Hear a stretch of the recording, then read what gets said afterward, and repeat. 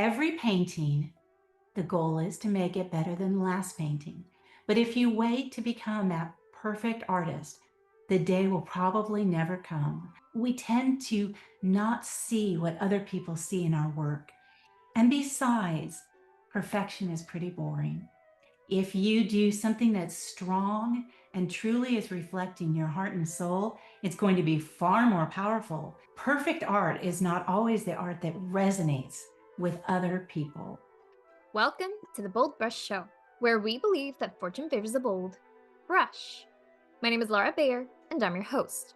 For those of you who are new to the podcast, we are a podcast that covers art marketing techniques and all sorts of business tips specifically to help artists learn to better sell their work.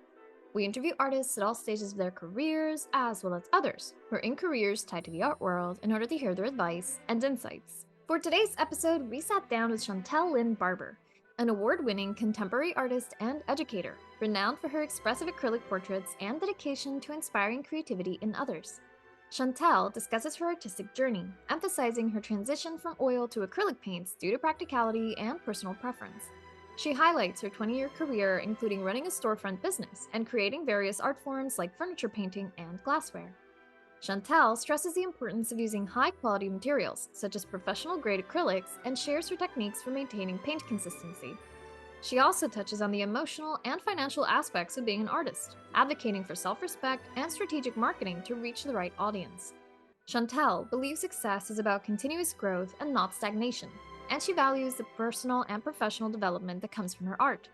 She also discusses her definition of success as an artist, emphasizing the importance of creating joyful and uplifting work that resonates with others while also nurturing her own soul. She highlights the value of beauty in enriching lives and the necessity of self-care and positive self-talk in the face of artistic challenges, while reminding artists that they should let go of perfectionism. She also advises setting goals, networking with other artists, and being open to new opportunities. Finally, Chantel mentions her upcoming exhibitions and workshops. Welcome, Chantel, to the BoldBrush Show. How are you today? I'm doing really good. Thank you so much, Laura. Yeah, and thank you for being here. I'm so excited to talk to you about your work because I think your work is so beautiful and expressive. And last time we spoke, I described it as very fetchinesque, which you found amusing because, of course, you weren't aware of fetchin. For a while. You came across him later, but your work is so unique in the use also of acrylics, which I look at your work and I'm like, oh my goodness, you can actually pull this off with acrylics, and that's amazing. So I really love that. So I'm very excited to pick your brain about it. Well, I'm excited to share. I love talking about the acrylic medium, so this will be a great opportunity. Yeah, and I think it might encourage people out there who maybe are afraid of oils as well, to try out acrylics because, in the end, of course, the mastery comes from the hand and not so much from the medium. But medium can also really influence the way that we do things, Yeah. which we will also talk about. But before we dive into that, do you mind telling us a bit about who you are and what you do? Chantel Lynn Barber, and I have been creating art for as long as I can remember. I have drawings from the time I was like 4 and 5 years old. The funny thing is, even though I have done many different subjects throughout my life, I have done still life, I've done plein air, I've gone out and done animals. The thing that I always focused on the most were people. And even in those early drawings, that is very evident that it was the people that I was drawing as a child.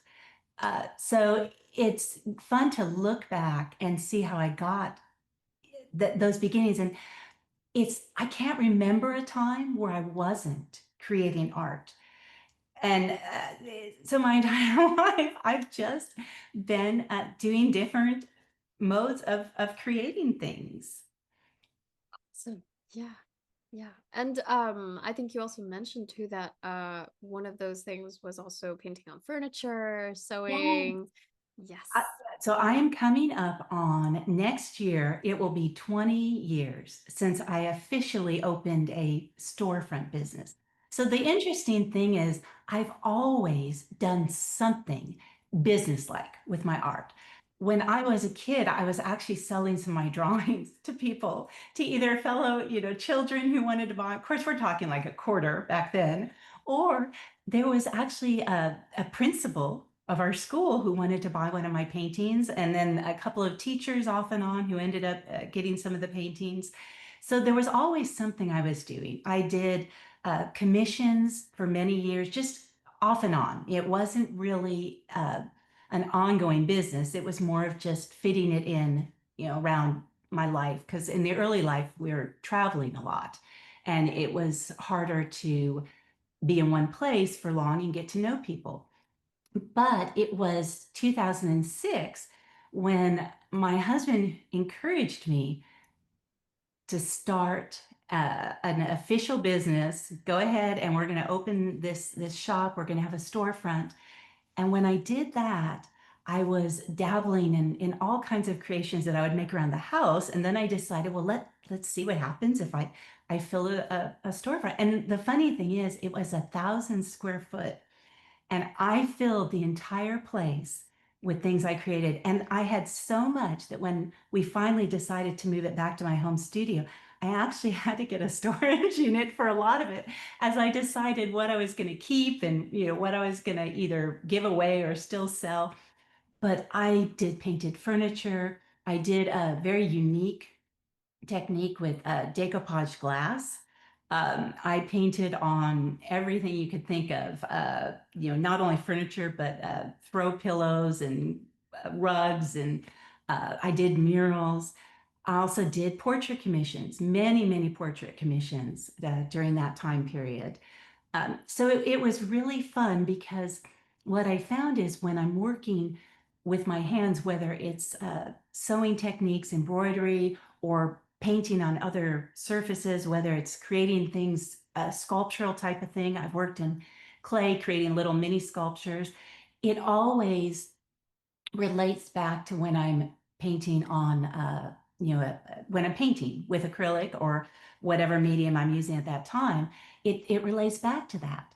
So it's, I guess I'm one of those artists where art is everywhere in my life. I can't help it. It's just so much a part of who I am that everything I do reflects art. Yes. Yeah, the compulsion to create and to make beauty, that's, Mhm. yeah, I think that's one of those things that I have noticed a lot of artists also do of like it isn't just painting. It's also, the choice of decoration in your home or the little home improvements that you can make or like the feeling of, holding a beautiful cup while you drink water from it. It makes the experience so much more beautiful and also that pride of I made this, like oh, It's it's life enriching. There's nothing yes. quite like it. And that's why I love visiting other artists' homes, because there is a depth that is in their home that you sometimes don't find in a home of a person who doesn't love things that are created with our hands and that give a piece of the creator's soul into that, item. Exactly. Yeah, there's like and not to hate on people who don't like, Mhm. handmade or anything Of because course. there's room for everybody, but I do also gravitate more towards that home feeling. That feeling of like, wow, this person treats this place as a home and not just a place that they want to display as if it were, like a Well, magazine I think it goes cover. back to the authenticity also. So if you were to go to someone's home where, let's say they're an interior decorator, and their Mhm. home doesn't meet up to what you might think an interior decorator would live in, there might be a moment of disappointment thinking, oh, you maybe just do it for other people, but not for yourself. Whereas, if you are an artist and everything you do reflects that, it's kind of cool to go and see this person is truly authentic to what they love doing. It reflects in everything around them. Yeah. And that's why the shop was such a great experience. The downside was that I realized as a sole proprietor, when I wasn't there, it became very hard to go and teach workshops and travel and do other things. And so it was starting to limit me. And that's when I decided it was time to relocate to my home studio so that I could actually go and travel and do other things that I wasn't going to be able to do when I was running that storefront business. But it gave me an incredible amount of experience in business, hands-on skills with customers, with finance, so many things that I needed to know.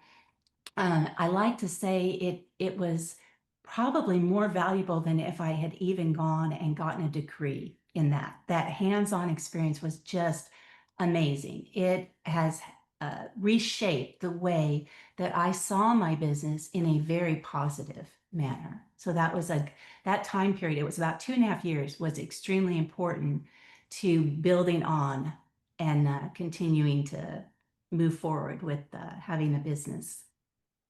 Yeah, yeah, I can imagine. I mean, it's always like, yeah, learning something on paper, right? Even drawing, even painting, right? You can buy 20 books on it, you can read all about it, but you're not going to really learn until you actually do it, right? And I think that hands-on approach of business, I can imagine how much more helpful it was than just reading from a book and mentalizing it instead of like, oh, this is, how things work. And I can imagine also the tax part. And since you mentioned being a sole proprietor, that's another Pandora's box of things that you can read about it, but once you're doing it, you learn so much more. Making all those numbers work. You have to make sure that you have more coming in than what's going out. And you have to pay for things. You find out all the things that business owners have to pay for that you never knew before. I didn't realize that, oh, you have to inspect my fire hydrant and you charge me for doing that. Okay. Just little things so it gave me greater respect for small business owners and what they actually go through. Because until you've owned your own business, you may not understand all of the expenses and just different challenges that are involved to create that seamless experience when the customer actually walks in the door. Yeah. Yeah. There's a lot, it's like that 80-20 rule, as they say, where like people see that 20%, which is the store and everything. But the bulk of the work, that 80%, is very much the behind the scenes, like making sure the lights are on, making sure that everything's in place. It's a lot. And yeah, it's I think that also adds to the respect of like being a self-employed person as well, and how difficult it can be, because as the saying goes, with great freedom comes great responsibility, and especially when you're an artist and you have to wear all these hats. Motivating yourself, Yeah. having to motivate yourself and do things. It isn't all about those feelings. It's about getting up and painting and creating even on the day where you don't want to do that, or decided that it's just emotions are good for artists, but they can also be our downfall. And we have to be able to have that self-control and continue to produce and do the thing that we love and not let our emotions keep us from doing that. Exactly. Yeah. It's definitely the I think, like I said, like artists have this sensitivity, right? And it can be a double-edged sword. I mean, it Yeah. can, just as it can make your next 20 paintings feel like they're inspired, it can also make you want to crawl in a corner because, oh no, it's tax season and I gotta do Yes. it. Yeah, yep. It's really hard.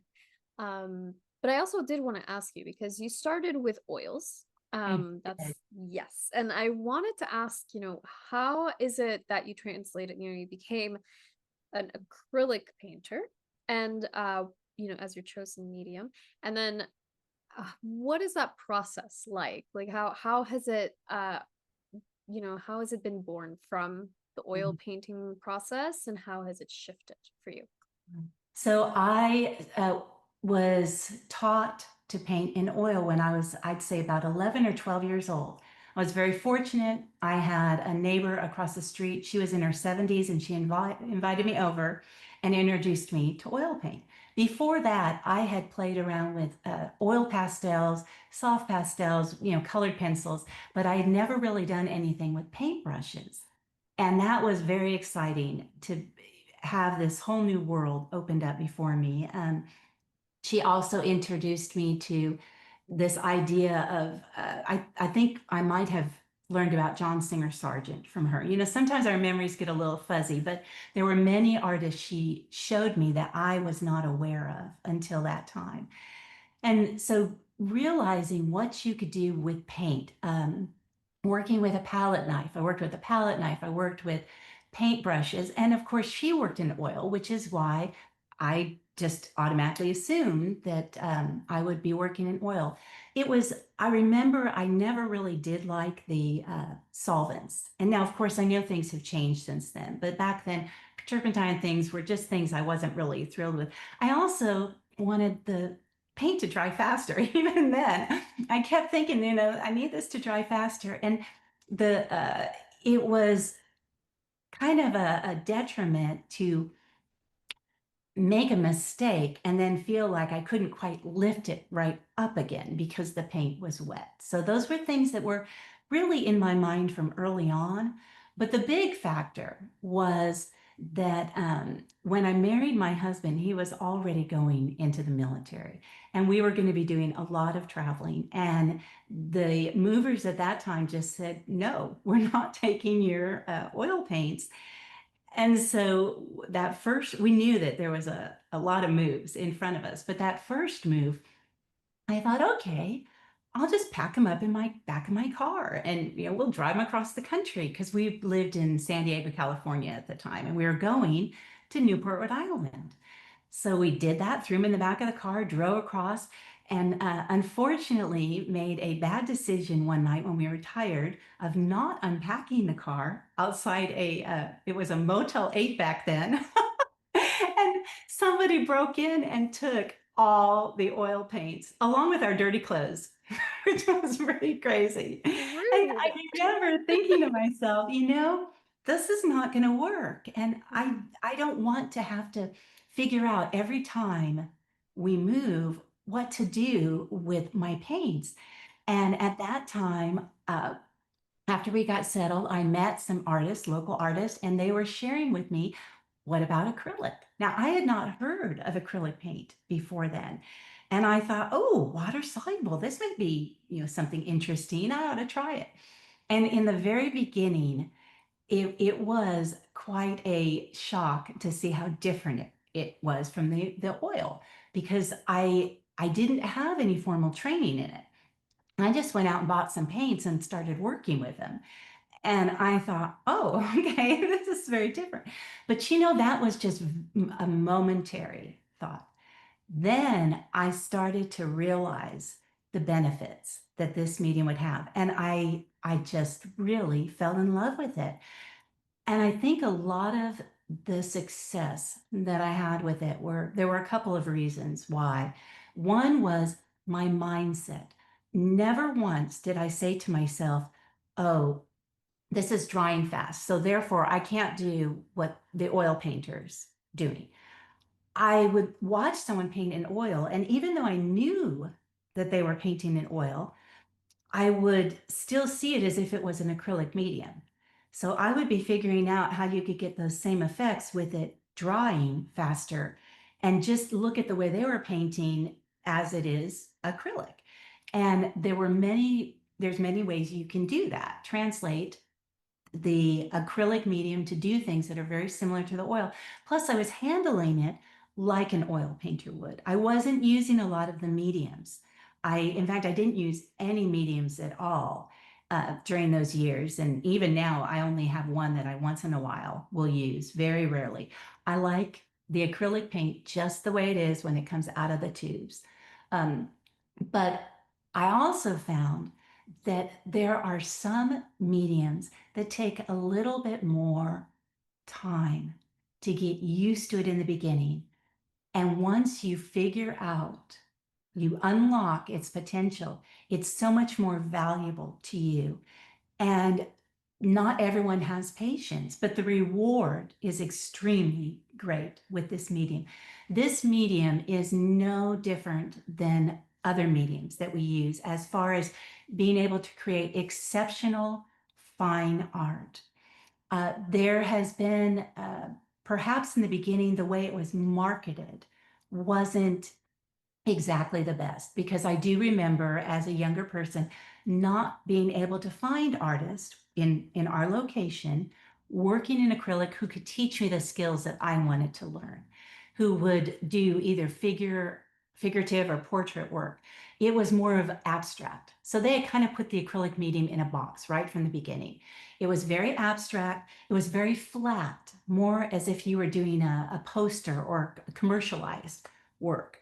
And it didn't have the subtleties that I longed for in my paintings, and the thick and thin passages of paint. It was seen more as craft type paint, perhaps in those early years, than the professional medium that it truly was from the beginning. It was just how people chose to market it.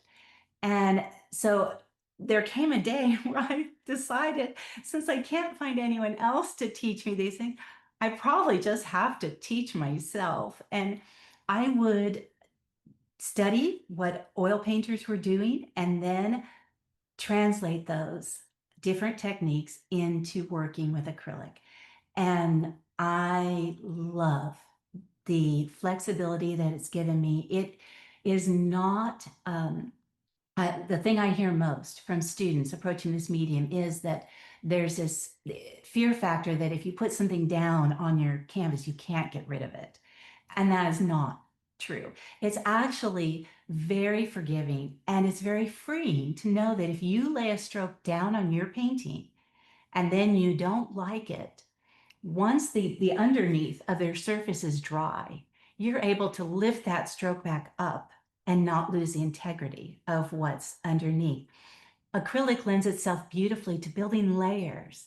And I love the look of tapestry, weaving different effects into a painting. You can do that with the acrylic medium. And of course, it's come so far from where it was in those early years. Um, and there was a moment where I began to have some doubts, not because of myself, but because of feeling that other artists were, encouraging me. Oh, if you're going to be professional, you need to work in oil. And I had to really decide that no, I'm not going to do that. That's not what speaks to me. Now, don't get me wrong, I love oil paints. I love the artists who create oil paintings. I own many oil paintings in my art collection from other artists. I always will be in awe of what they do. But I also know that my acrylic paintings hang next to my early oil paintings in my home. And even I, the artist, cannot see the difference with my own eye. I'm able to get the same effects and that I did in oil paints earlier in my life. And I love this medium. And so I decided that this is something that I'm going to do. I need to do work with a medium that resonates with me. And that's what I've done. Plus, it gives an opportunity to share that with other artists who may not have been able to find a teacher or an instructor in their area who could, offer them tips on working in the acrylic medium.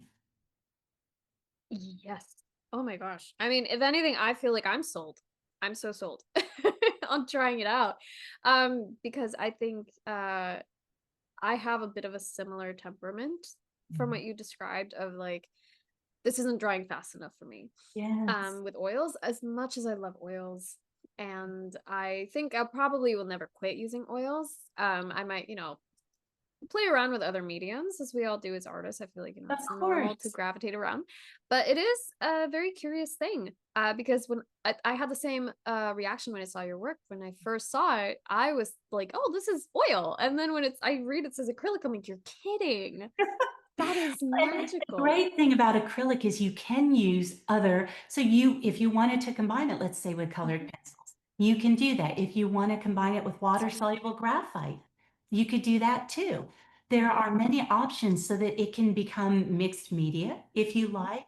It can also be just the acrylic medium if you want to keep it solely that. But there are so many different types of acrylic at this point in time. You've got the heavy body, you have the open acrylic, the acrylic inks, so that you, as an artist, there are many opportunities to create various effects and to be able to have the soft edges that we so often connect with oil painting, be able to have that wonderful lost and found edges. You can still do that in your painting. But again, it's got to be your mindset. If you go into anything and you're already against it, and I hate this, well, how are you going to learn to do anything if you've already set yourself that you're not going to enjoy the experience? Plus, a lot of the time when people complain about it drying too fast or the paint drying up, it's really usually because they've just not put enough paint out on their palette or on their paintbrush. If you don't have enough paint on the paintbrush, how do you think you're going to be able to move it around before it dries? You have to pick up enough paint on the paintbrush. Yes, yes, I love that. And you just really made me very curious about the types of acrylic, right? Because I think also my experience with acrylic has been the typical like, oh yeah, high school art class where teacher lays, puts the bottles out and they're like the really cheap, like student acrylics. Yes. What acrylics do you use? So it's all professional grade, and that is a big thing. If you are going to use student grade, it's not that there's anything against using student grade acrylics, but they simply will not have the pigment load that professional acrylics have. And so you cannot get the vibrant colors and the intensity if you're not using the right paint starting off with. So what I do is I use progression. I use professional grade acrylics. I also have tried enough of the brands to know which ones have the best quality for what I'm doing because not all acrylics are the same. So I look for a brand that with the heavy body has a nice consistency. And a lot of times what happens is even if the acrylic is in a tub, it may be thicker than if it's in a tube, depending on the brand. So sometimes I'll think, okay, I need to buy white in the tub because it's actually going to have a thicker consistency than if I'm buying it in the tube. But I favored for many years now, I favored Liquitex and Golden and and there are newer acrylics that have come out that I love. Charvin, Sennelier. So I'm always looking for I'm trying to stay on top of things because I know that things are always changing and there's new acrylics coming out, and I will experiment with them to see how they hold up. But another thing that I've done for so long now, I can't even remember when I started doing it, is using a palette that has a sponge in it, a sponge-like material, and then palette paper on top of that. And the palette paper on top of that is porous so that it will draw the moisture from that sponge. And that allows you to mix your color pools and continue to work with them for hours and hours at a time. And even if you want to seal up your paints at the end of the day, you can do that and use them again the next day. And what I found is I like to, when I'm checking out which acrylics to use, I like to make sure they're going to stand up on my palette and not go mushy on me. Um, and depending on where you live, you're going to figure out how much moisture you actually need in your sponge to keep it to where it's got a really nice consistency and it's not starting to just pool into, big puddles of paint.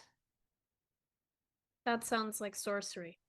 I Well, love it's that. just that and it's fun, it's fun to Yeah. experiment and figure out what to do. And I'm always learning new things. Mhm. So, just recently I decided, okay, instead of leaving the paint on the palette overnight, maybe what I need to do to keep it the texture I like it is put it into the little sealed painting cups.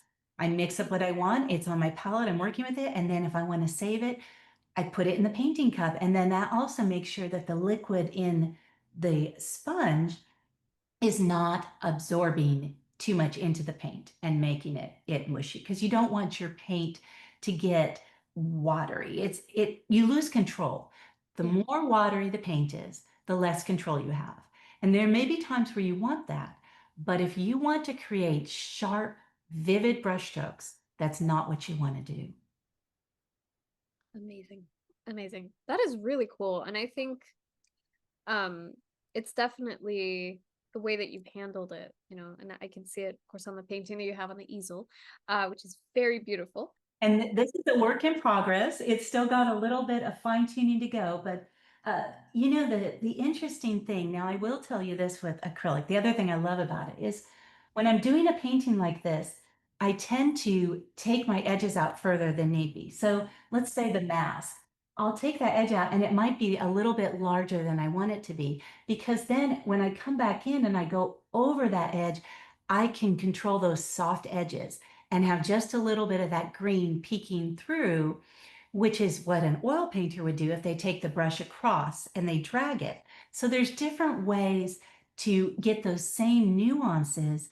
And plus, I find that it's more fun for me if I exaggerate just a tiny bit and then I start fine tuning and deciding where I want to keep the exaggerated parts of my painting and where I want to go back in and correct that drawing and refine it to a little bit, more of I don't want to say perfection, because it's all perfection in its own way, but it's that some areas need to be drawn a little bit tighter and other areas need to be exaggerated a little bit more. Yeah. Yeah, and I really love that because one of the things that I've also struggled with oil paints, which you also mentioned, is the uh health risks associated with Yeah. some of the pigments. Mhm. So I'm very much a non-toxic pigment person, but Mhm. then that kind of limits me a little bit as well because a lot of artists they really, really love lead white.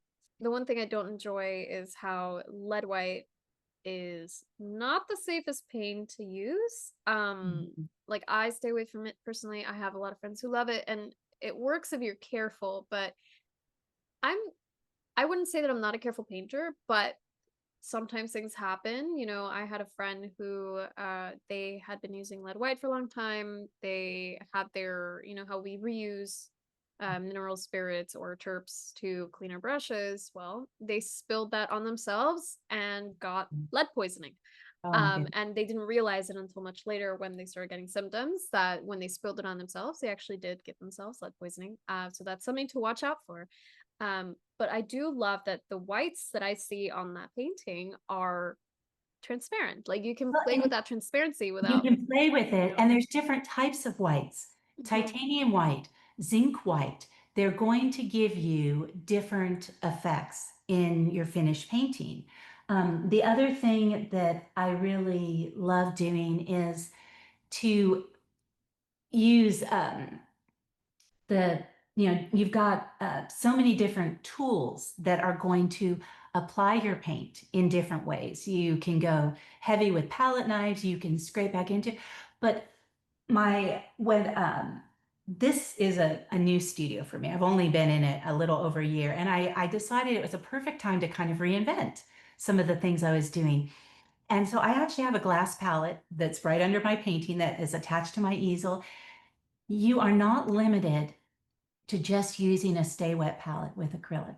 If you love using a traditional glass palette, what I found is if you take a little bit of the open acrylic and you mix it with your heavy body, even just the tiniest bit, that is going to extend your drying time. It's not going to affect the texture of the heavy body, depending on how much paint you put in. But no matter what, you're still going to get something that you can use and is going to look fabulous up on your painting surface. I like that better than using a lot of extender mediums or watering down my paint with medium. I don't like that. I want to have thick, sumptuous paint on my canvas. Now, I have heard other artists who share that when they're doing big pieces, that they take the acrylic and they want to put a lot of medium into it. And that's okay for, their style if that's what they love. Again, being based in oil painting, I don't like that. I want my acrylic. I'm willing to put more paint on to really get fabulous buildup and texture in my piece and maintain the pure color and the richness of the paint so that it doesn't become uh, filmy in a bad way. And what I've decided is, paint is cheap. My Yep. time is not. I'm limited on my time. I'm limited on what I get to create, and I want to create the very best that I can do, which means I want to get the best supplies I can afford to do that. So wherever you are in your art journey, get the best supplies you can afford at that time. Don't scrimp on your supplies. And also, when you get your supplies, don't save them for when you become really good. You need to be creating on those supply, on that. And I paint on really nice surfaces. I always do. I love painting on good quality surfaces. This is a great panel made by Artifacts, and it's amazing because honestly, you cannot paint a good painting if you have a really low quality surface. Now, what has driven that home to me is I teach many workshops. I see what can be done in acrylic on a low quality surface and what can be done in acrylic when you have a really good painting surface. So I've experienced this firsthand, and it does make a difference. And a lot of the uh, frustration in working with acrylic for many, many artists is because they've created it themselves, because they're not thinking about, making it a little bit easier. And let's get some products that are really going to work for you. Yes. Yeah, I totally get that because I think it's like the never-ending issue we have as artists where a lot of us are perfectionists. Mhm. And they're like, oh, how could I ever ruin this beautiful surface with some imperfect work of art, right? It's like I bought this really nice, beautiful journal. I could never write in it now because it's so beautiful, right? But yeah, I I agree. I struggle mean, with that. I yeah. do. I come from a perfectionist family, and everything had to be ultra perfection. And I let fear, in those early years, I let fear put me in a corner. I wouldn't do anything because it would never be good enough. It would, I mean, I wouldn't do anything that I would show anyone because it would never be good enough. And I would have surfaces that would never be touched. And I do all the drawings on little cheap things because, oh, I can't do that. It's never going to be good enough. But the reality is, if you struggle with that already, you're never going to reach that moment where you suddenly feel like, oh, wow, this painting's so good. This is okay. I'm going to put it on this surface. What's going to happen is you just have to start to make yourself do it, enjoy the process, use the surface. And by using the surface, whatever it is that you want to work on, whatever supplies you want to work with, you get to know them. It becomes second nature to you. You understand the effects you can get. The ones you like, you keep. The ones you don't like, you don't keep. And every painting, the goal is to make it better than the last painting. But if you wait to become that perfect artist, the day will probably never come. I have met many master artists who are still critical of their work after so many years of doing it, and it's phenomenal. But we tend to not see what other people see in our work. And besides, perfection is pretty boring. That's not what's going to make your work your own. if you do something that's strong and truly is reflecting your heart and soul, it's going to be far more powerful than a painting where everyone has it, just so in our eyes, so perfect. Perfect art is not always the art that resonates with other people. Yes, yes, I love that. I love that very much.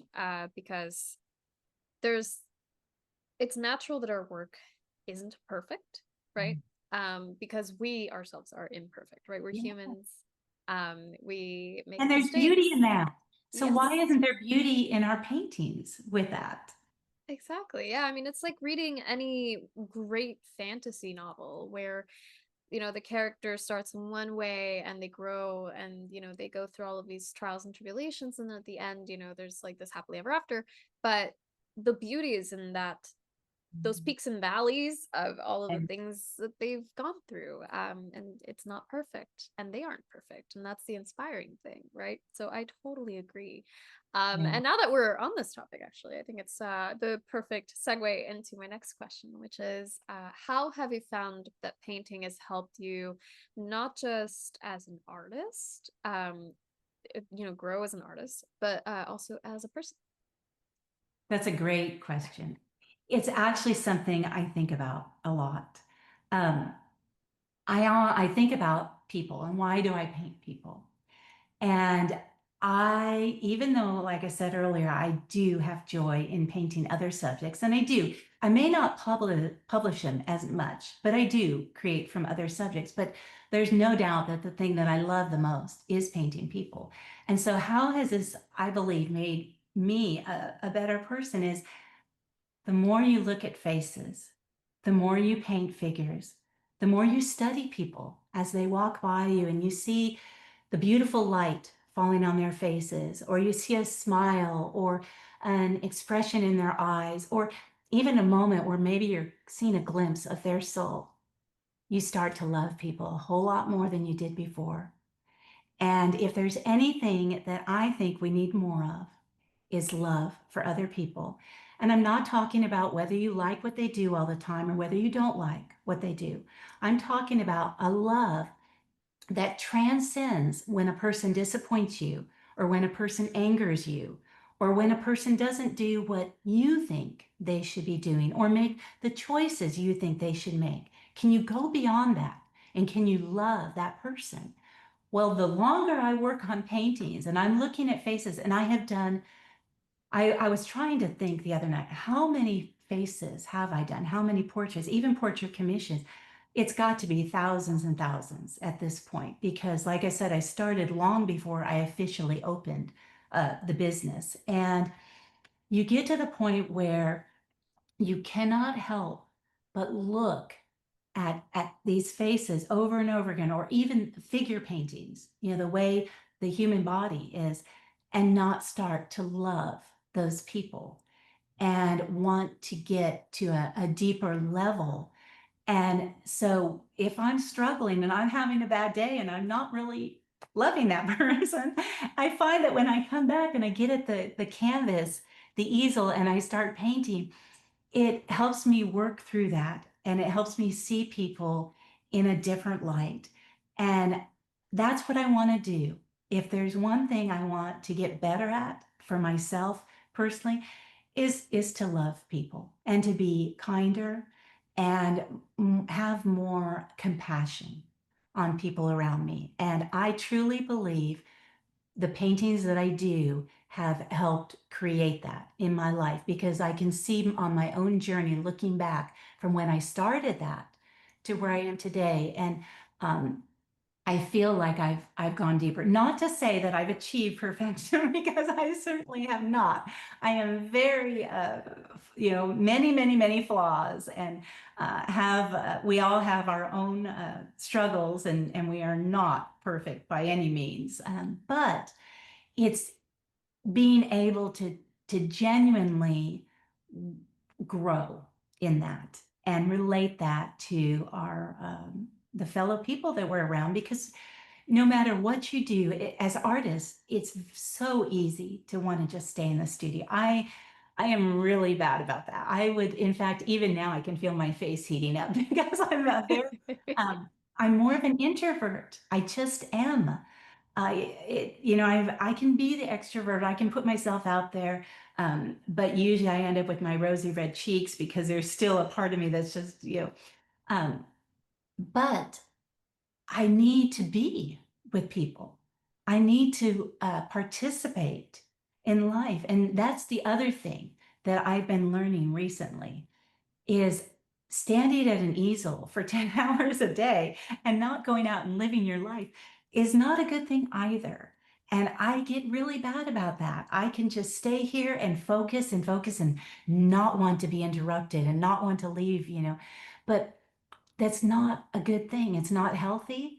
And we also, as you begin to get older, you start to realize that you can't mistreat your body continuously like artists tend to do and have it not begin to reflect. So we have to start to be a little bit gentler with ourselves and realize that perhaps, standing at your easel for 12 hours with your neck kink like this is maybe not a really good thing.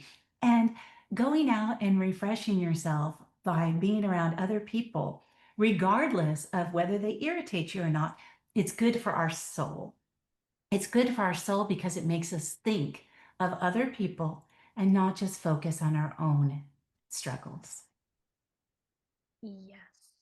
And also, I think to add to that, it's when you're in your studio, it's almost like, you're in this bubble, right? But then when you go out, you are forced to experience growth because, of course, when you're in your studio, it's that comfort zone, it's that safe spot. It's no one bothers me here. But then if you don't go out there and talk to other people and have an interesting conversation, I find it harder to be inspired, right? I think other people Yeah. can be so inspiring to talk to and hear their Mhm. perspectives. And, I didn't think of it that way before. And I think that really goes hand in hand with being an artist, right?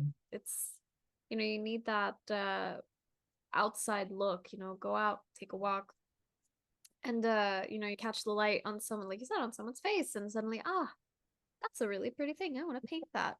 So, yeah, it's having that balance of those two worlds. Yeah. And we get inspired.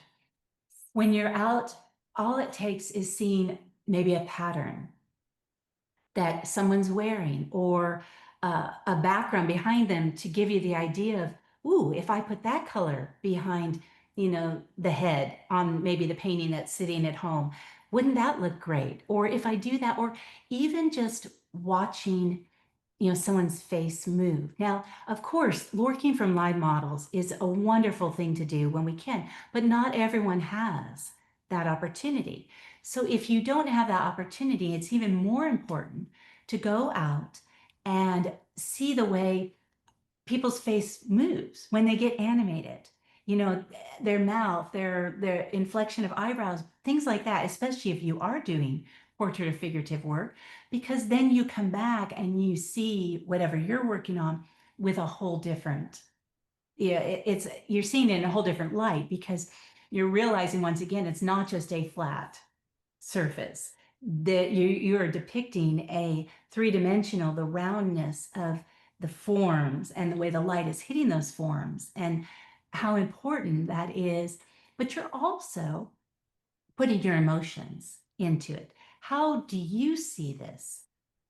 And that's what's really fascinating about creating art is when you get to the point where you trust yourself enough to put on your painting service the voice that we each, our own unique voice that we each have, and how we view what's in front of us.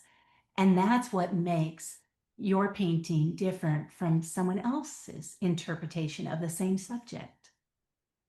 Exactly. Yeah. Yeah. It's like having a prompt and it's describe this in your own words, right? And you'll have a bunch of different people describing the same thing, but in a slightly different way, a slightly different light, because we're so built on our own experiences of things and our own perceptions of things, Yeah. right down to even the perception of color, and our preference to Mhm. color can be so totally different from person to person. Someone might favor greens, someone might favor oranges when painting, and that's, the whole perception of something can, yeah, just really create a totally new thing. And then to top it off, right, when you're painting a model, painting a person, it's also very much colored by your experience of that person as well. Yeah. Like, oh, I relate this person with the color pink, or I relate this person with the color yellow because they're so bright and happy.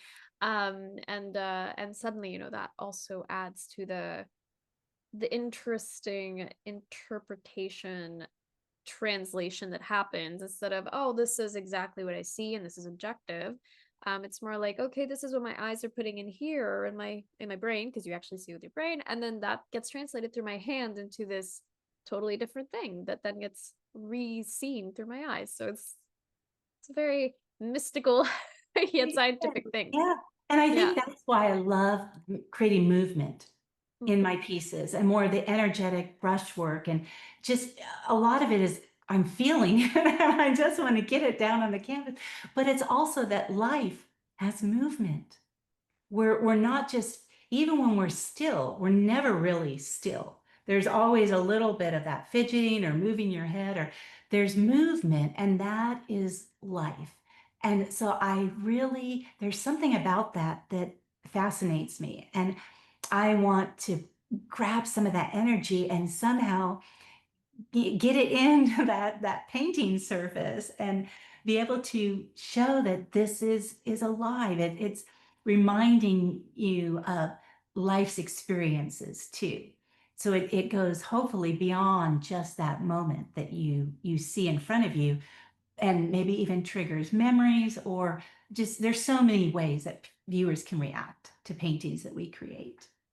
Yes. Yeah, it's interesting, that whole, like, art artist dialogue, but then also artist, and then viewers Mhm. dialogue that happens, that can also really unify people in a way. It's very like it the certain paintings pull in certain people because they resonate with it, right? And this is something that we've talked about on the podcast many, many times, how you're not going to paint for everybody, but then the people who do really resonate with it, they'll, like you said, it'll remind them of, oh, this place reminds me of a dream I had when I was a child, and I'm so happy you painted it. Or that person's face reminds me of my grandmother. Like, there's so many different things that unite us as people. And Yeah, I think that really ties back into the idea of love that you were mentioning, yeah, yeah. loving people,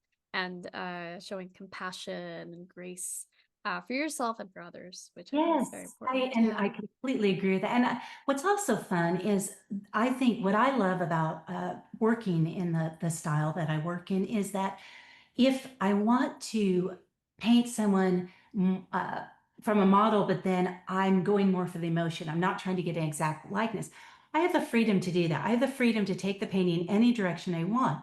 However, that doesn't mean that I can't get a likeness when I either want to or need to.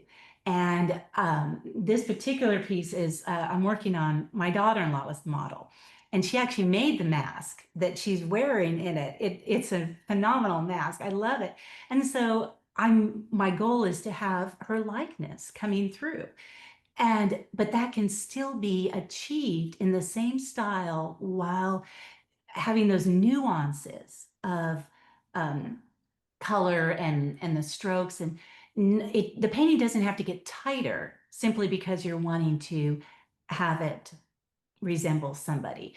It gives you a lot of flexibility using this. And it's fun to, you know, also challenge yourself on, can I get a certain effect I want while still giving just enough information so that it does feel like the person? Or what if I want to completely change this and take it a different direction? Do I have to stand by my original idea if the original idea is no longer effective? So an artist, we have that freedom to know what does it take to make your painting better? And that very often means being willing to change something that perhaps you've put yourself in your own box with, thinking, oh, that the hair has to be this color, it has to be this color, or this has to be this, or that has to be that. And you come in and you can still switch things up, and your painting can be even more powerful than if you stick to a certain rigid set of rules that so many times we tend to set for ourselves. That's exactly what I was going to say. If you've been enjoying the podcast and also want to ask our guests live questions, then you might want to join our monthly BoldBrush Live webinars, where our guest artists discuss marketing tips, share inspiring stories, and answer your burning questions in real time. Whether you're a seasoned painter or just starting your creative journey, this is your chance to connect, learn, and spark new ideas. And whether you're stuck on a canvas or building your creative business, this is where breakthroughs happen. Don't miss out. Ignite your passion and transform your art practice by joining us. Our next BoldBrush Live webinar is coming up on the 4th of December with our special guest, Kevin McPherson. You can find the sign up link in the show notes. At BoldBrush, we inspire artists to inspire the world because creating art creates magic, and the world is currently in desperate need of magic. BoldBrush provides artists with free art marketing, creativity, and business ideas and information. This show is an example. We also offer written resources, articles, and a free monthly art contest open to all visual artists. We believe that fortune favors the bold brush. And if you believe that too, sign up completely free at boldbrushshow.com. That's BoldBrush show.com. The BoldBrush Show is sponsored by Faso. Now more than ever, it's crucial to have a website when you're an artist, especially if you want to be a professional in your career. Thankfully, with our special link, faso.com/podcast, you can make that come true and also get over 50% off your first year on your artist website. Yes, that's basically the price of 12 lattes in 1 year, which I think is a really great deal, considering that you get sleek and beautiful website templates that are also mobile friendly, e commerce, print on demand in certain countries, as well as access to our marketing center that has our brand new art marketing calendar. And the art marketing calendar is something that you won't get with our competitor. The art marketing calendar gives you day by day, step by step guides on what you should be doing today, right now, in order to get your artwork out there and seen by the right eyes so that you can make more sales this year. So, if you want to change your life and actually meet your sales goal this year, then start now by going to our special link, faso.com/podcast. That's faso.com/podcast. That it's so easy for us to box ourselves in and to have these almost, sometimes, not always, but almost absurd sort of limitations that can be hard to really allow ourselves because, like you said, since it can usually be self-imposed, it can be hard to allow yourself, right, the freedom, the grace to try something new, because I think in part it's the fear of, oh, but what if I fail? um but also I think on a similar note, it's like, what if you don't, right? What if you succeed? And it turns out really great. And then there's nothing wrong with painting the same thing many times to get a feel for it, to try something new and give yourself that. Many artists have done that. Yeah. Oh Well, I yeah. love the Tons. story of Sargent, and I hope I don't get any of the facts wrong, but I remember his Madame X painting Mhm. that he thought was one of his very best works, and it was not received well.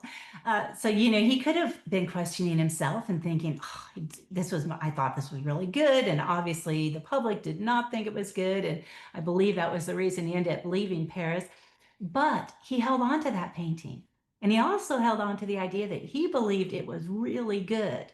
And it took time, but eventually everyone came around to his way of thinking and he sold it. I think it was to a museum and it was a success. And how today we absolutely love that. So he stood firm, and that's another thing I think is so important for us as artists is you cannot always be swayed by what other people think. If you know that it's good, and if you get to a point where you feel like this is what I want to do, you've got to hold on to that and not following public opinion, because public opinion can be wrong. And in Sargent's case, it was wrong big time. That was, just think, what if he had gone home and thought, oh, it's terrible. I'm going to destroy this right now. That would have, we would have lost some incredible piece of art. So artists have to be willing to be able to critique their own work and want to get better, but also to hold on to something. If you really do feel good about it, it doesn't matter what other people say. You've got to just hold tight to that. Yes, absolutely. And to add to the Sargent comment as well, or story, Sargent, funny enough, I think a lot of people look at his work and think, oh my goodness, he did that in one go. That's insane. But the Mhm. truth is, and this is what I learned when I was in the academy, um, he would actually repaint the same face multiple times. He would go up, he would do it, he'd step all the way 20 feet back as he used to. And then if he hated it, he would completely scrape it off and start over. And I think a lot of people don't realize that he wasn't, he's a human. He wasn't perfect, and he had the opportunity to, on the same canvas, just go for it again and again and again. Which is, it's in the end what really differentiates, artists like Sargent from others is that drive to try again and try again and try Yes. again and try again. And it's extremely important. And on that note, I often paint over other paintings and have a go at them over and over again. And sometimes the telltale sign, even on a work in progress, is if you see my signature already on it, it's because it was an earlier painting that was signed, and now I've gone back and I've painted over it. And it's many times I find out what was underneath actually makes the painting I'm putting over it even better, which is Yeah. wonderful. But it's also coming back and realizing there may be a point in time where you cannot save what was happening. And it is far better to start again and start fresh than to try to keep saving something that is only getting more deadened looking, just very, it's not going to get better no matter how much you sit there and try to puddle away at it and, oh, I'm gonna make this work. It's not worth it. And on that same note, I don't keep paintings around me that were my worst. I just don't. It brings my spirit down. Now I will learn from them. I'll look at it, I'll figure out what went wrong. But there's no need for me to keep a closet full of paintings that I can't stand. So I get rid of, I'm very ruthless with my own work. I will get rid of it. If it is not good, and I don't do it right away, but I'm talking after some time of really studying it. If it's not good and I am unable to paint over it, if there's a reason why I just can't do that, whether it's the surface has gotten too much paint or whatever the reason might be, I will destroy them. And I know many people disagree with me with that, but that's okay. The reason I do that, if you're a musician and you play a song the wrong way when you're practicing, it doesn't, are you going to record that and play it over and over and over again in your studio? No. When we make mistakes, they don't hang around. It's not like an artist who you paint a bad painting and then you leave it there to taunt you for the next 20 years. I'm not going to do that. I'm learning from it and then it's gone. And I start over again. And I love that because for me personally, it's like wiping the slate clean. It wasn't a waste of my time. I learned so much during that experience. I figured out what worked and what didn't work. And now I'm on to the next piece. Yeah. Yeah. And honestly, I'm with you. Having a burn pile can be kind of liberating. Yes, As long as it's, stuff that's non-toxic to the environment. But of course. if you don't feel like, reusing the panel or whatever, it is actually very liberating to have a burn pile. And be like, okay, these are the skeletons of my mistakes, and I'm just gonna symbolically destroy them, or literally destroy them. Yes. Yeah. And Yeah. it is a wonderful feeling of starting fresh again. And sometimes we need to have that. And of course, every artist needs to decide what works best for them. I just know that in my case, that has been so effective to not let those stay around and to continue to work toward the goal of getting better with each piece, even if it's just a technique that I want to try or a certain look that I'm achieving, whatever it is. I always want to try to push myself with the next painting that I do. And sometimes it works and sometimes it doesn't, but that's okay. Yeah, it's those peaks and valleys that we all go through with our work. I think a lot of people think it's all just like an upwards climb. But in reality, it's more like the trend is towards up, but within that trend, it's a lot of ziggy zaggy, ziggy zaggy up and Yeah. down. Um, because no one's perfect, and when you learn something new, you have to practice it a couple times before you get it right, and then you level up, right? So it's that's how it is.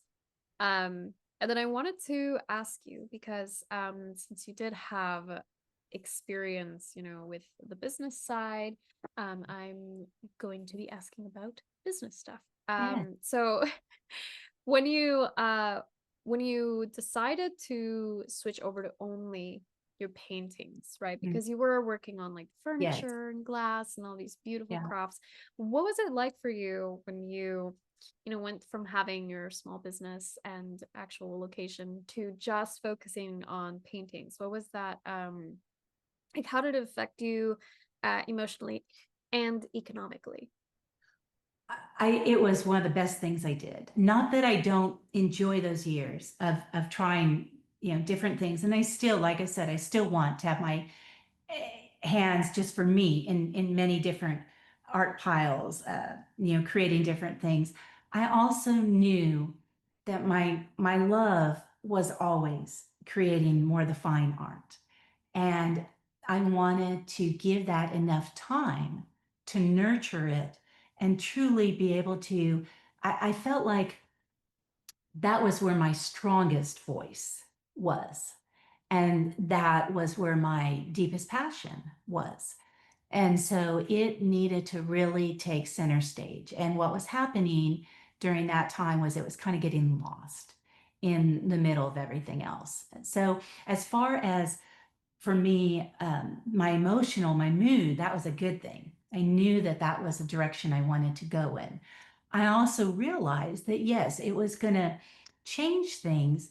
However, I I made several decisions after I relocated from the having the storefront to my studio and changing up kind of the business structure was I was going to teach more, which I'd always done off and on, but I had never allowed myself to really go out and travel and teach workshops in larger groups. And I decided I want to do that. And so that was actually going to help me with my own art because the more I taught other people and I shared with them, the more I learned through the whole process. And, I benefited from students' knowledge and so was able to go home and really that was so valuable to creating my own art. Um, but also being deciding to focus more on the fine art, it gave me this idea of I really began to analyze what was going on around. And what I mean by that is deciding what did I love to do that I thought would resonate well with the collectors. Also thinking about my own prices in the beginning, how I was going to start out, and advertising was a very big factor too. That was really important to begin to be serious about advertising. And not all venues are the same. I learned that when I had my shop there were some things I spent advertising on that I wish I had never done. It was, not good. It didn't give me the, I didn't get back what I expected to get back from it. So one of the things I learned that was very valuable is don't advertise to the wrong market. So I'm not going to put a billboard up on the side of a rural road out in the middle of nowhere saying, buy Chantel's art, because that's not my target audience. And it doesn't matter how much you advertise to the wrong audience, it's not going to resonate with them. So there is this idea of everyone should have access to art.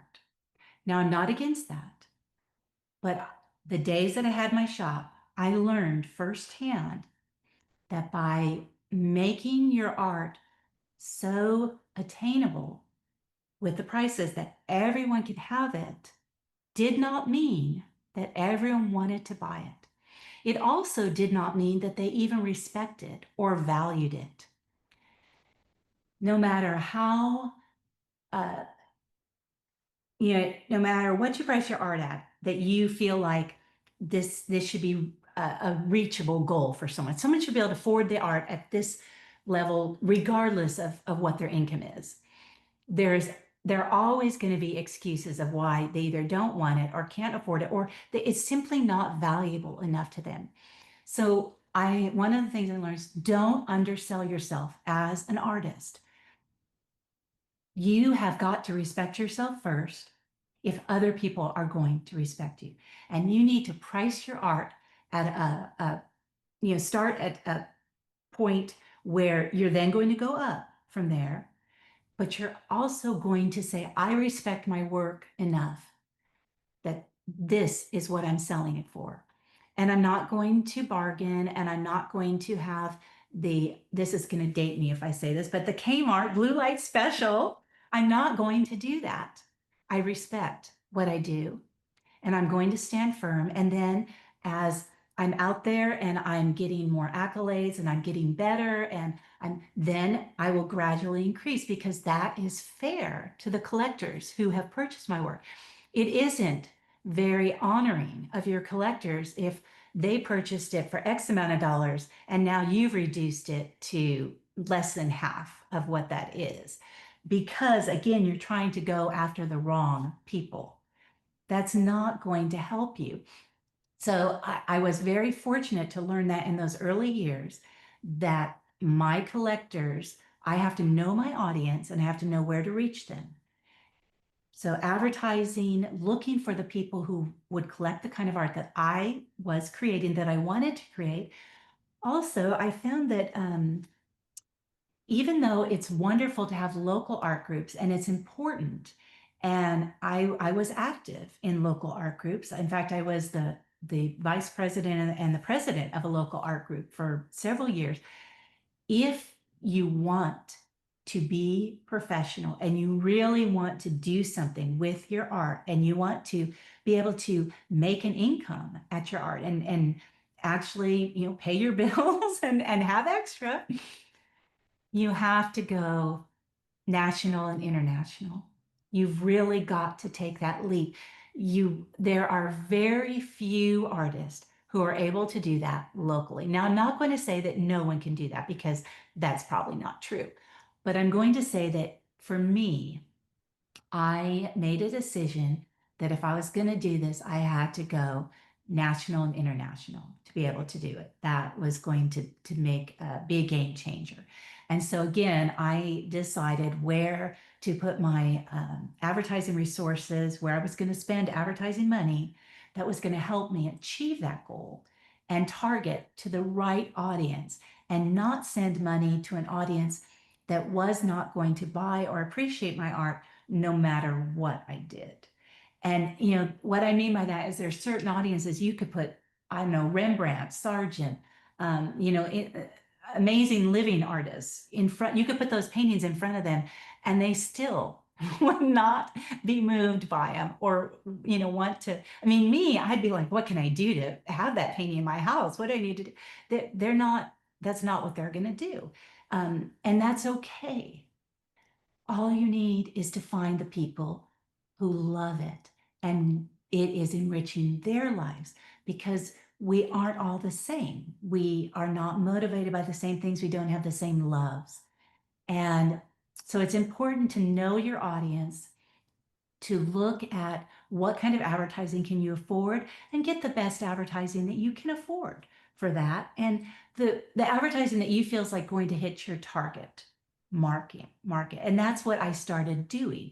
I started building up, looking for that target audience since I was no longer in a public space, since I was working out of my private studio. I still had a website. I still had social media. I was going out and connecting with people, but I also needed to reach a larger audience than who was going to walk into my home studio at that moment in time. So that made a difference. And uh, I think I've answered the question. I lost Yeah. track. No, it's you've answered it and then some because I think yeah, it's one of those things when you're an artist, where since it feels like it's not quite in the realm of like regular, like selling chairs, selling tables, selling regular objects, or even clothing, to some extent, uh, it it feels weird to think of marketing in the same way. Mm. But targeted marketing, like you're saying, of course, it's like, oh my gosh, duh, like I can't sell my art to everybody. I think I had a person a while ago who mentioned like, yeah, you don't go to, I don't know, just outside of a carnival to try to sell, paintings that are worth thousands of dollars, because who's going to have that money who goes to the local carnival? Probably very few people, right? So it makes perfect sense that, yeah, you want to find your target audience. Okay, try to think about what kind of people are they? What are their interests? Where would they go?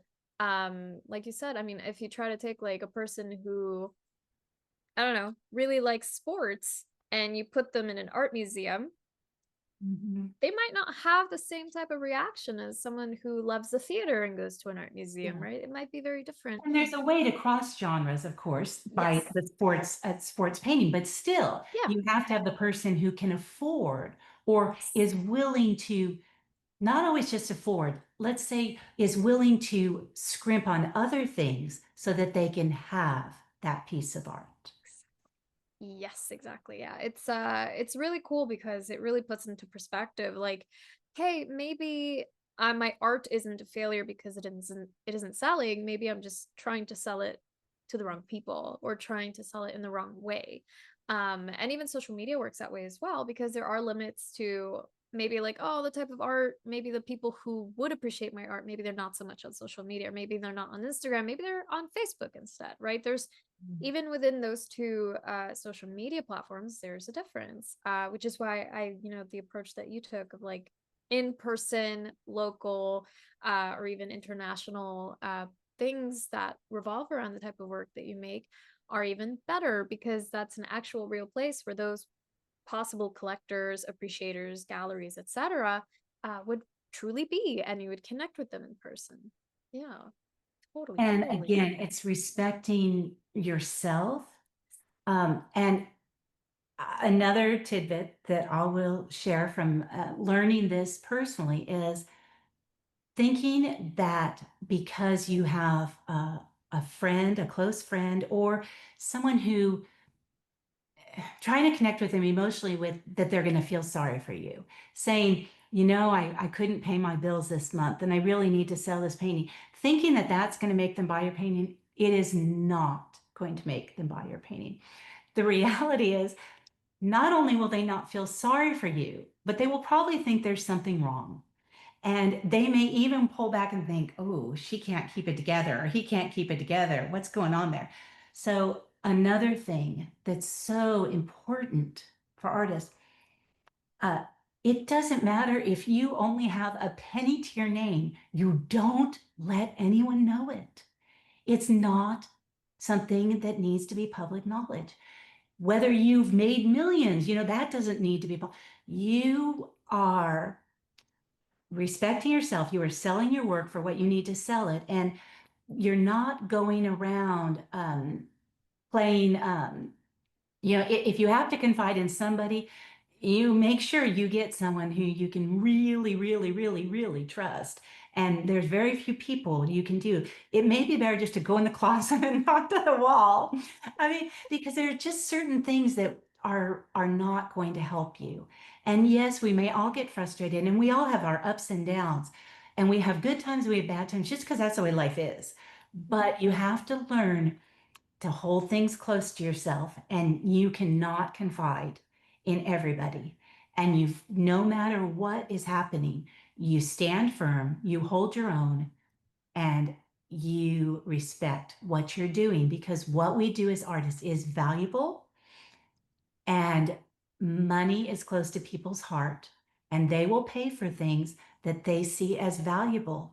And if you shoot it down in front of someone else, you're going to undercut them seeing your work as valuable enough to pay for it. Absolutely. Yes. Yes. And there's also, if you are an artist who's struggling, there's nothing wrong with a day job to, Yes, supplement while of work, course. painting happens. That way you're not like feeling the double pressure of like, oh, I gotta create, but then also I can't pay my bills this month. It's like, oh, maybe you should make it a little easier on yourself and You get do whatever something. you need to do to continue to Exactly. create art. And yeah, there are amazing artists who've done that for years and years, and there's absolutely nothing wrong with that. And it's a lot better than, because you're maintaining your respect. It's a whole lot better than sitting there and thinking that you're going to get people to sympathize with your plight and that they'll want to. They're not going to. Yeah. Yeah, and it definitely changes the motivation for buying the work as well, which it a piece that sells out of pity is very different from a It's piece that very different. sells, yeah, from a Well, piece we that have sells out of love. emotions that Yeah. attach to art. We do. Yes. I don't want someone to look at my painting and have a feeling of, oh, I bought this because I felt bad for her that day. No, Oh. I want you to look at it and I bought this because this is amazing art and it touched me. And I think of this and I think of that. And, you know, that it's a treasure. And so recently I mentioned, probably several times already, that we've done a recent move, and I packed up my own art collection and realized how many incredible paintings I have by other artists, and carefully wrapped them because nobody else wanted to move it for us. And but you know what? As I was wrapping those paintings and going through this time in my life where was a bit of an upheaval, those paintings brought me so much joy and peace, and looking at this beautiful art and thinking of these wonderful memories of, sometimes I got to meet the artist and I got to see what they were creating, and just things that were happening in my own life. That was phenomenal. And so that made that time very special. It's almost like even though I look at these paintings every day on my walls, that gave me the chance to revisit them in a way that I hadn't before, which leads me down to another thing. And that is, if you want to get better at your art, there comes a point where you have to put it next to the artist who you admire their work and see if it will hold up. One reason that I love to collect art is, of course, because I love it. I love supporting other artists. I love the work that they create, and it enriches my own life. But a second reason is I want to see it and see how they handled different challenges in their work. And I want to see if my painting can be hung next to it and if it will be okay, if I can handle having the two together. Because way back in the beginning, it would be like, ooh, I don't want my painting near that painting. I'm seeing all these flaws that I didn't see earlier, and it needs to be in a different room. But the more you learn from this other artist, and we learn so much just by studying their works of art, the better you're going to get. And there's nothing like having your own art collection, because in a museum you can only get so close. I don't know if other people have activated the buzzer, but when you're trying to get close enough to see something. But when it's your own private art collection, nobody tells you you have to back away from the painting, and you can even feel it if you want to. Yeah, I have also set off the buzzer. It's always so embarrassing because everyone looks over like, what are you doing? And it's like, I just Yes. really wanted to see the texture and the light is reflecting weird and I just want to see what's going on. Oh, I totally relate to that. Oh, but yeah, I totally agree. I mean, I think that's one of those things that a lot of people shy away from, or they might be afraid of, is comparing their work to the people they admire, whether living or dead. Um, because I think a lot of the more contemporary philosophy surrounding art has been so much about be original and like do your own thing, but at the same Well, and time, we're you not need talking to. about comparing in a bad way. Oh no, We're of not course. talking, we're not saying we're not talking about copying their work either. We're Mhm. talking about simply seeing if yours is getting stronger, if some Yes, of the concepts that they have that you love, even asking yourself, why do I love their painting? What do I love exactly. about it? And what are there little bits of that that I could translate into my own work? So in that way, it is a really good thing and it's a powerful tool to use. Exactly. And I think that's the misunderstanding that people have about it. Because it's like, no, there's absolutely no way that I could ever be, I don't know, Da Vinci, because there's only ever been one, and I am not him, and I'm not even in the same realm of world that he was in, right? Like we're different people. But we can carry the torch of, at least in realism, that our predecessors have had, that we're just continuing. And, some of those things, they were also looking at the past, being like, oh, wow, this composition is gorgeous. How did they have that? Or the value composition, color composition. There's so many things that we can learn from the past that we pull into the present, without necessarily hurting ourselves or saying like, oh, how dare I, or bring ourselves down. It's more like, how can I pull myself up through my technique by also looking at the people I admire and seeing how they did things. Which I totally, yes, I've also heard the, oh, you're gonna hurt yourself if you do that. It's like, oh no, if anything, it's helped me as an artist to continue to develop and grow, which is really important. Um, and It I is.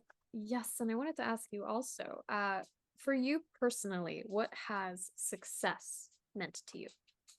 It's an interesting question. I have actually thought about it before now. Different because there's different things that you think success. What does it mean? Well, of course it is wonderful when you have name recognition. I mean, it's kind of, although a lot of times it's still surprising, right? If you go somewhere and you're thinking nobody knows who I am, and then suddenly someone, oh my gosh, you're so and so, and I'm thinking, okay, that's very nice. And obviously the financial part, being able to make money at what I love is also very nice. But when it really gets down to it, it's not those two things.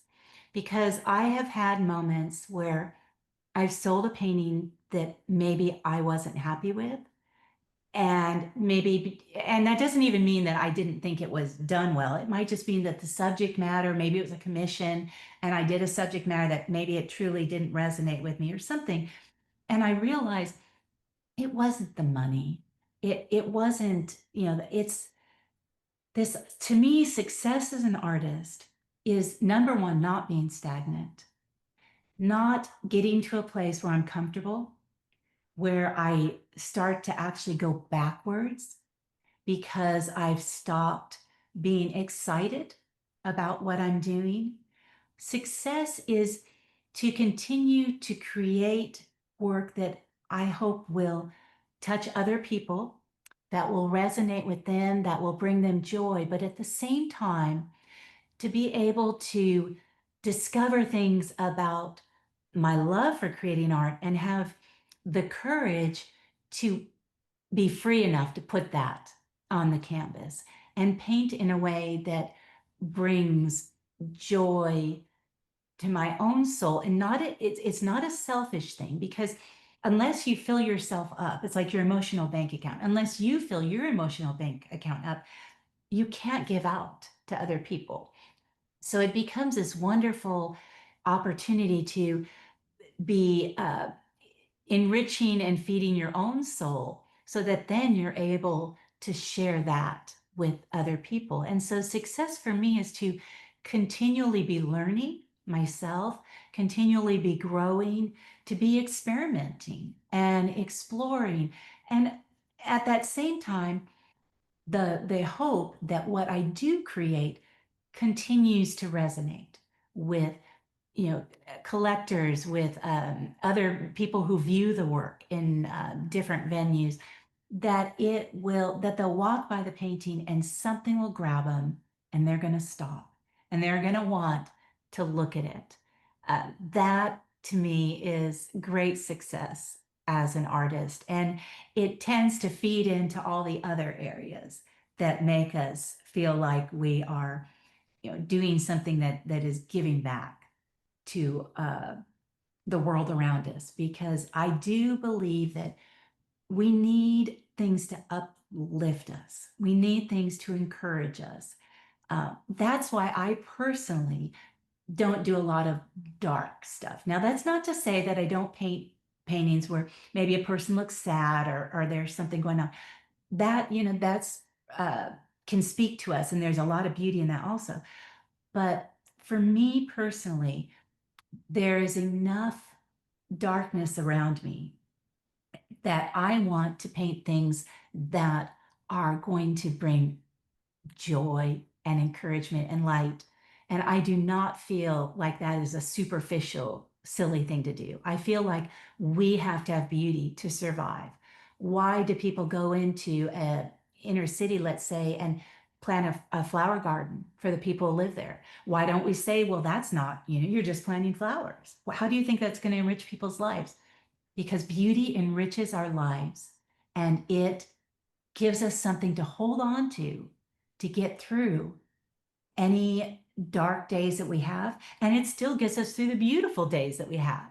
So no matter what, it's a win-win. And that's what I see as success for me personally. And not ever lose the wonder at being able to pick up whatever it is, a paintbrush, a palette knife, and do something creative on a surface in front of me. To have that is pretty awesome to be able to just have the ability. And I don't mean awesome like, oh, I think I'm awesome. I mean the fact that I am free to do that even is success in and of itself, because there may be times where people can't do that in their lives, depending on health or whatever's going on. So that alone, I count that as success that I'm able to sit at the easel and have the opportunity to do some of these things.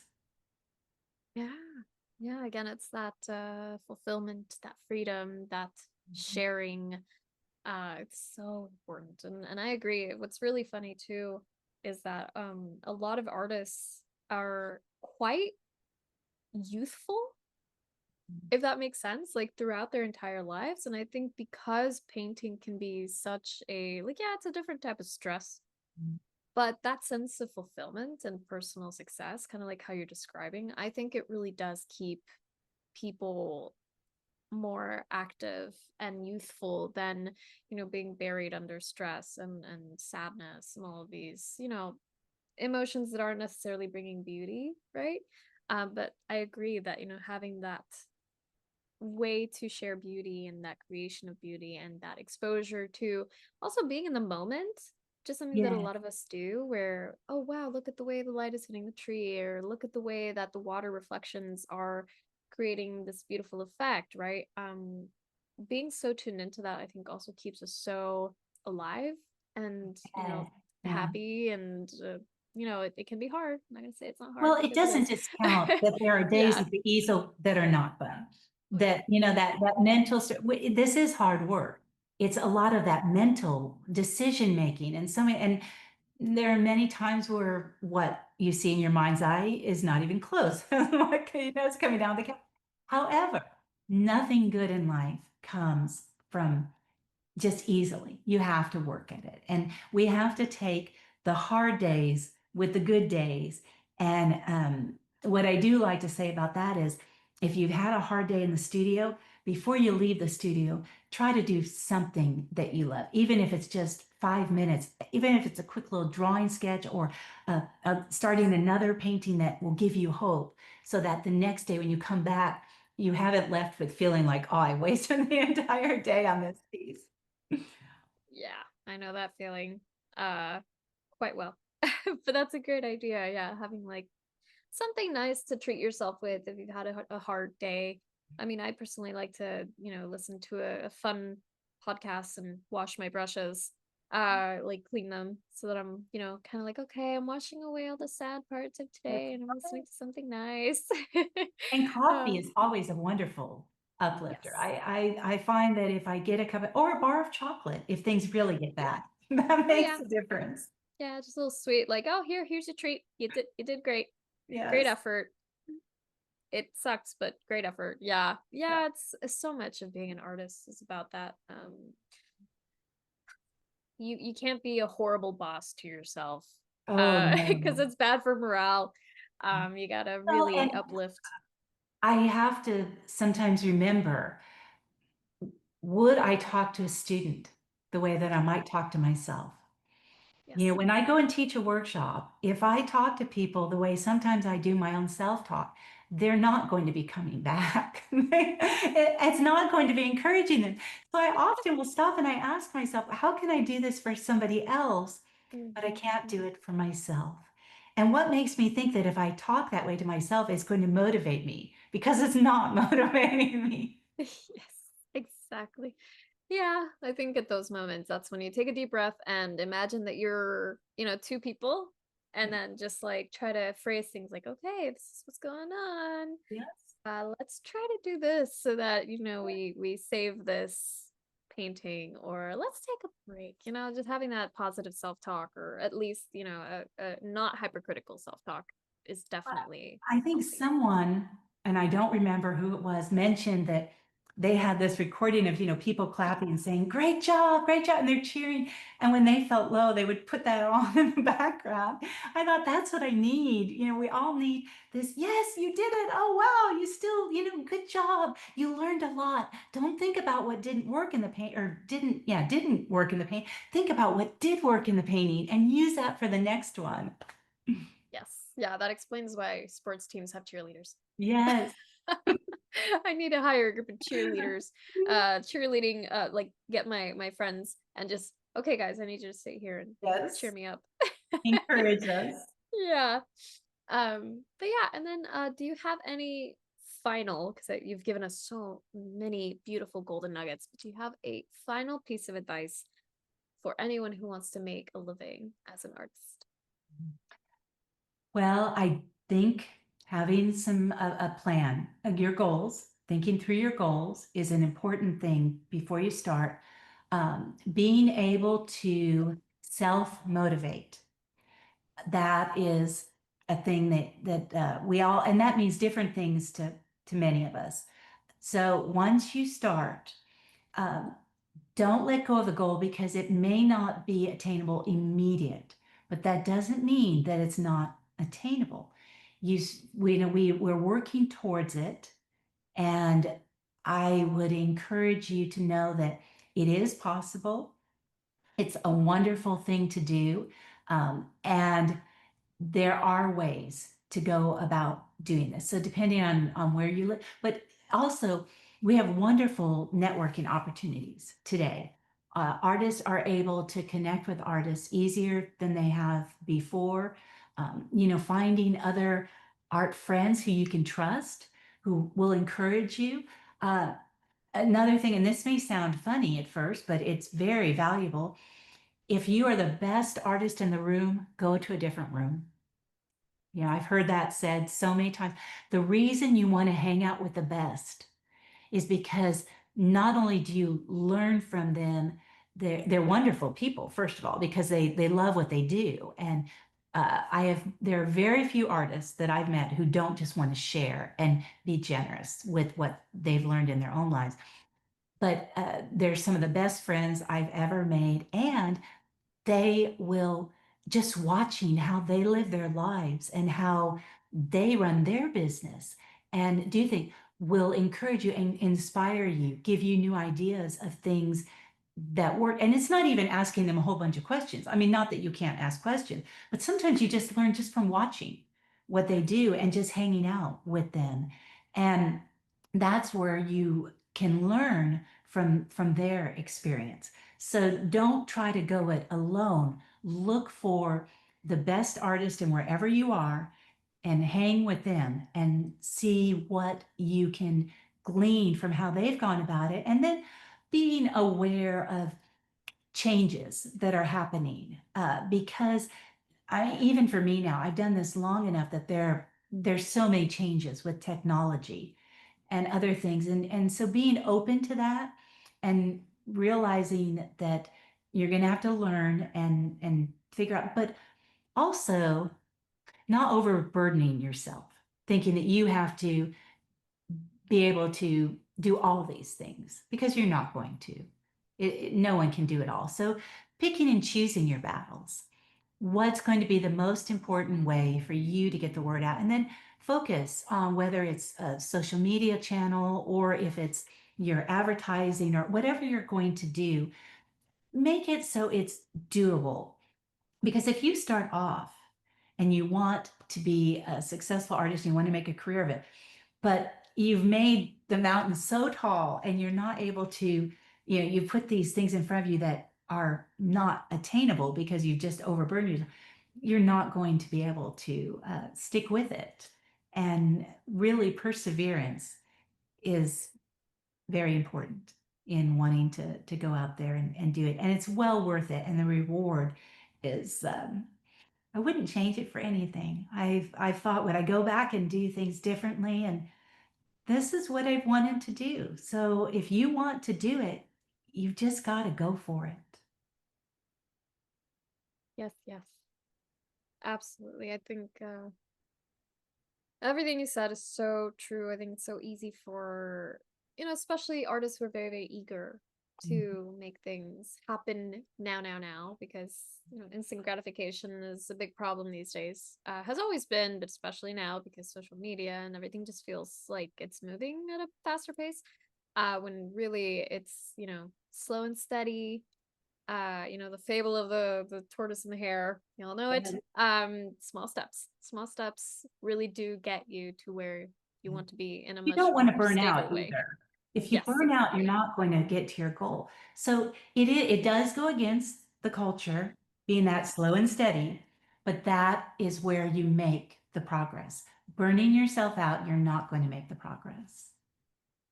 Yeah, I mean, if you burn yourself out, you're not going to be able to do the stuff for even longer. So it's almost like a backwards thing where, like, if you push too hard, suddenly you're out of commission for a while. So it's better to just break it down, actionable steps, and then it before you know it, you're where you were hoping to be anyway. And sometimes maybe sooner, sometimes right on time, or these things they take time. I had a teacher in one of the academies who said it takes at least 10 years to really get going as an artist, from the time you start really putting in the work with your craft to when you're finally selling and it's starting your career. 10 years, that's a good amount And of you can time. come back to a goal. So there have been many times where if you don't, times before where I had a goal, I wasn't able to meet it. That didn't mean that I let go of it. I put it aside. I continued to hone my skills, and then I came back to it until I could meet that goal. So it isn't this idea of, oh, because I didn't meet it my first time out, I can't do it. No, you just, you bide your time, you get better, and you come back to it.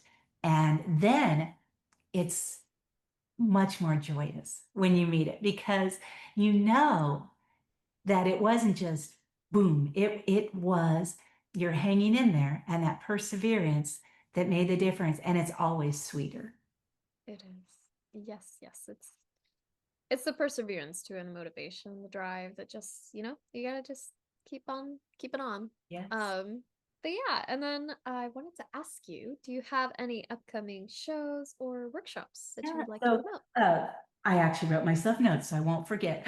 Not that I forget about, but to mention. Uh, It's a lot. right Yeah. now, one of three of my pieces are in the Wasu Museum of Contemporary Art in their Angie exhibition, and that's going to go through the end of December.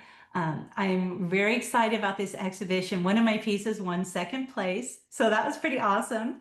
And all three are finalists in the show, but it's a beautiful exhibition. I just received my catalog in the mail, and I have to tell you, stellar artists are in this exhibition. Incredible work, really worth seeing. So if anyone is in that part of Wisconsin, or even if it's drivable to where you are, I recommend going and checking that out. And I also have work at Gallery, DK Contemporary Gallery in Marietta, Georgia, which is a wonderful gallery. I love being a part of that. So I have pieces there. I have my website, chantellynnbarber.com. And you can see some of my work on the website. Um, and I also have some upcoming workshops coming up. I've got one that's going to be in Fort Worth, Texas in January. It's a 2-day workshop. Actually, Melinda Morrison is hosting this for me. And I believe those dates are the 24th of January and the 25th. So that's coming up. And then there is a Zoom workshop that's going to be the end of May. I think that's the 29th through the 31st through Leading Edge Art Workshops, this wonderful Canadian workshop. They're fabulous. And that will be a 3-day Zoom experience. So if you want to do something online, that's another great opportunity. And of course, I try to keep up with social media, posting things. It's the fine artist Chantel. Sometimes I'm really good about that, and other times it just has to kind of go to the side because I'm doing other things, and it's that balancing act of trying to keep it all flowing. Um, but the website is one of the best ways to stay in touch. And it's just, it's fun that we have that ability to, touch people with, I mean, anyone can find it. And it's great. I have tested this. I'll say to someone, my name, and I'll say, oh yeah, if you get a chance, you can look it up. And before I'm even done talking, they've already pulled up the website. So I know it must be pretty easy to find because they've got it and I haven't even given them all the information. So I think it's pretty easy to stay connected in today's world. Absolutely, yes. And I will also be including all of your links in the show notes. Yes. And so people can go check out your beautiful work as well, because I think it is absolutely stunning. My reaction, of course, was, oh my gosh, I can't believe this is acrylic. I still have the same reaction, and I believe our listeners and viewers can have the same reaction as well, and they can sign up for your newsletter, and go check out all your beautiful work, sign up for workshops, and learn from your skills. And yeah, so thank you so much, Chantel, for all of these golden nuggets. I've literally, my paper is just covered in notes right now. So It's been a pleasure talking with you, Laura. I've enjoyed it so much. And I'm glad that we have this opportunity. Isn't it wonderful that we can connect uh, through, Zoom and be able to visit with someone and it's connecting us worldwide. I just think that's so fabulous. It's no longer, gosh, I got to get an airplane to go see this person. No, I mean, that's still wonderful, of course, to be in person, but we can connect and have it's just great that we've got this opportunity to be able to share our love and our joy for creating art and inspire hopefully each other along in this journey. yes, I totally agree. Being able to talk to artists like you, and I personally benefit, of course, because I also am an artist, so I also get a lot of this advice from you and from all the other artists. I'm like, oh my gosh. But then it's also beautiful to share it with all our listeners and other artists who are also listening, trying to find their path or already on the path, and they hear something that inspires them. So yes, I agree. This is a very wonderful opportunity. So thank you so much. Well, I've loved being here and I appreciate having this visit. Yes, me too. Thank you to everyone out there for listening to the podcast. Your continued support means a lot to us. If you've enjoyed the episode, please leave a review for the podcast on Apple Podcasts, Spotify, or leave us a comment on YouTube. This helps us reach others who might also benefit from the excellent advice that our guests provide. Thank you.